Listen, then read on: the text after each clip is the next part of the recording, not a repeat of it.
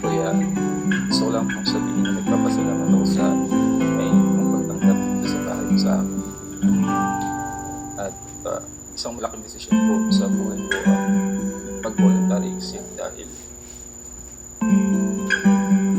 napakasarap po pala ng kanin ninyo, kuya. Pero ang kailangan ko po, kuya, ay brown rice. Wala po palang tindahan dito sa loob ng bahay ninyo, kuya, ng brown rice. Lalo pong lumulubo yung aking tiyan. Hindi ko naman po mapigilang kumain ng karne. Hindi ko rin po mapigilang kumain ng ice cream ninyo, kuya.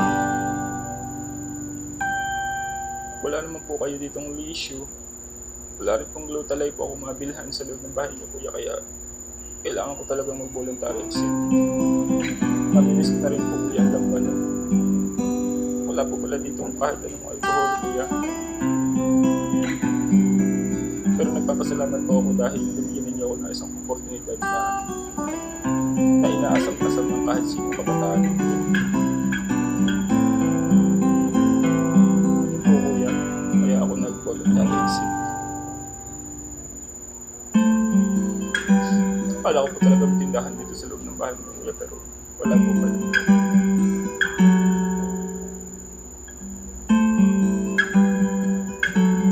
Miss ko na rin po, kuya, yung aking mga kaibigan sa outside world.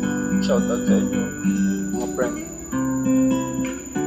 Kay Paring Tools, kasi Paring Goods. Ang kaibigan mo lagi nakangiti. Si Paring Pugs. Chingwa. Miss ko na kayo, Sinakulaso, Tipolo, Kimuel, Trisha, shoutout sa inyo.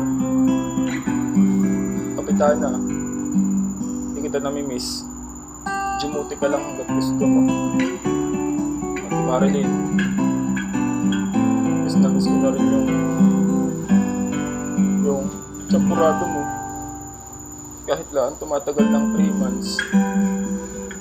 Isang quarter ang katumbas, pero masarap naman natin Marilyn. Wala pala ditong maraming marunong magluto ng champuradong kagaya ng niluluto. Agad ay nauubos dito. Nagagalit na rin po yung mga kasamahan ko sa bahay dahil napupuno na raw yung aesthetic ng CR ninyo. Wala rin po ako ditong mabihan pala ng Kojic. Kojic at saka glue na tayo. Kaya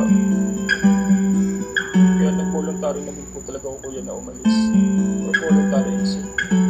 Sana po ang maintindihan niyo, kuya. Salamat po sa